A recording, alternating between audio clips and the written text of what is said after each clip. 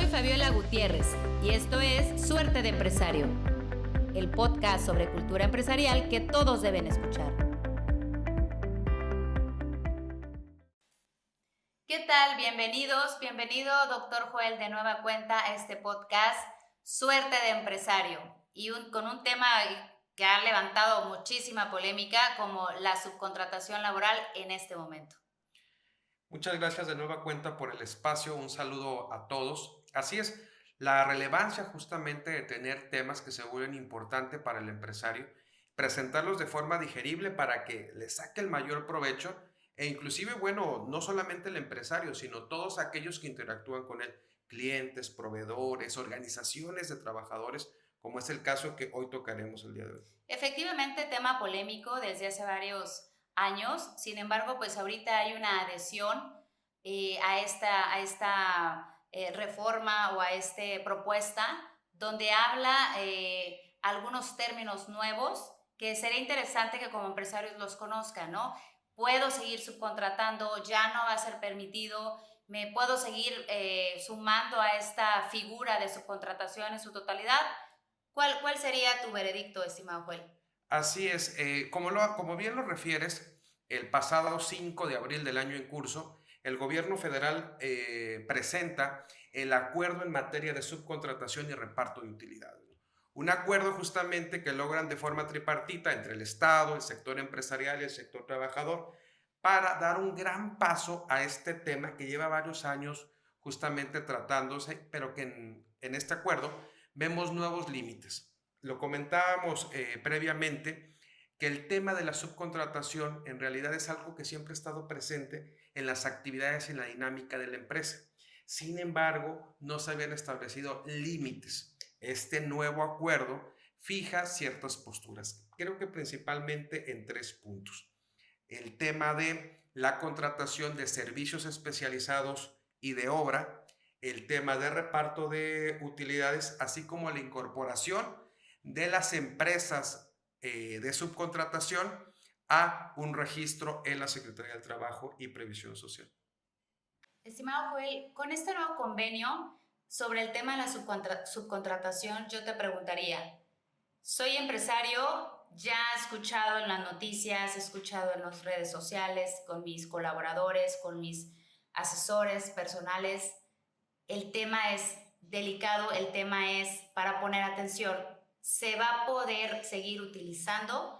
Y si fuera en su caso que me dijera no, la respuesta, mañana ya tendría que cortar de plano con todos los servicios que tuviera como subcontratados.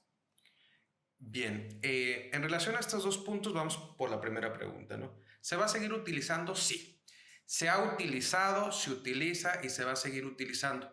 Nada más debemos de tener presente que hoy está medido, está regulado, ¿no? En el tema de la siguiente pregunta, ¿a partir de mañana ya tengo que empezar a aplicar? Y la realidad es que no. De repente se ha presentado una confusión porque este acuerdo justamente en materia de subcontratación ha establecido un periodo de 3 meses para el periodo de transición, pero habrá que determinar cuándo empieza a correr ese periodo de 3 meses.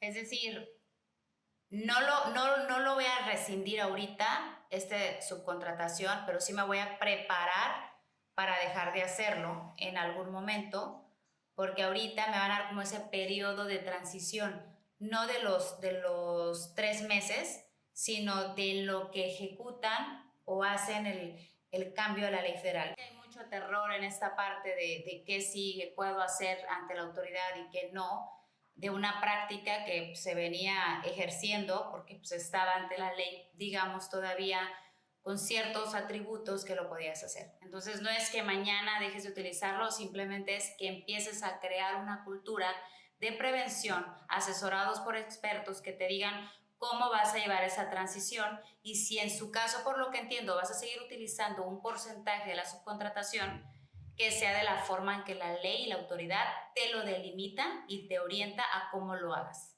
¿Estamos en lo correcto? Efectivamente, Fabiola, como lo concluyes, así es como lo debe de entender el empresario. Bueno, hago la siguiente pregunta, para mí muy relevante. ¿Quién pierde y quién gana en este nuevo acuerdo, en esta nueva negociación?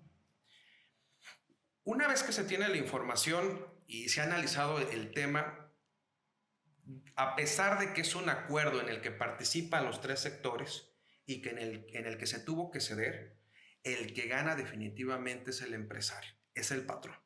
Déjate comento por qué, porque inclusive es complicado digerirlo en muchas ocasiones para este personaje protagonista del acuerdo, ¿no? El patrón en algún momento analiza, voy a dejar de utilizar, cuestión que ya hemos aclarado que no, simplemente se ve limitado. Sin embargo, habrá que visualizar este acuerdo en materia de subcontratación como una tregua que hace el gobierno federal con el propio patrón, en el que le dice, oye, de esta figura quizá se ha utilizado en exceso, es tiempo de ponerle límites, pero no lo vamos a hacer de la noche a la mañana.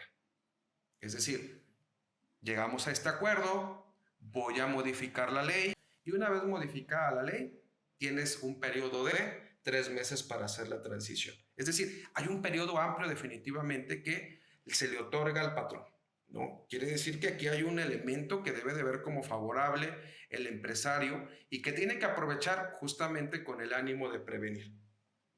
Sin dejar de señalar que hay otros elementos bastante interesantes a considerar, como inclusive lo puede ser la temática de seguir subcontratando servicios especializados que estén directamente relacionados con el objeto principal de su empresa, ¿no? La ley va a seguir permitiendo justamente el punto de seguir subcontratando aquellas actividades que sean especializadas en relación a la actividad por la cual se obtenga mayor ingreso. Cabe mencionar que hay una modificación, por lo que estuvimos platicando, es si la ley te va a autorizar seguir utilizándolo. Mencionabas en su momento sobre un padrón donde tendrás que registrarte. Digo, es lo correcto, ¿verdad? Ellos te van a decir la forma en que, con quién lo podrás hacer. No sé si estoy en lo correcto. Las empresas tienen que evolucionar. Hoy es una realidad, no es un secreto. Tenemos un sinnúmero de empresas que se dedican a la administración de personal. En un proceso de cambio, en un proceso de renovación, estas empresas que hoy se dedican a brindar el servicio de subcontratación tendrán que hacer cambios, entre ellas incorporarse al registro público de empresas de subcontratación de servicios especializados. Es decir, hoy habrá que hacer adecuaciones para poder brindar el servicio. Y por lo tanto, el empresario tiene que estar informado de cuál es el checklist, cuál es el requisito que debe de cumplir la empresa que me va a brindar el servicio de subcontratación. Bueno, ahí hablas de un blindaje que tú como empresario dices, ok, sé que es por esta vía, la autoridad o el gobierno federal me va a ayudar a regularlo para yo también protegerme y seguir las indicaciones de la autoridad.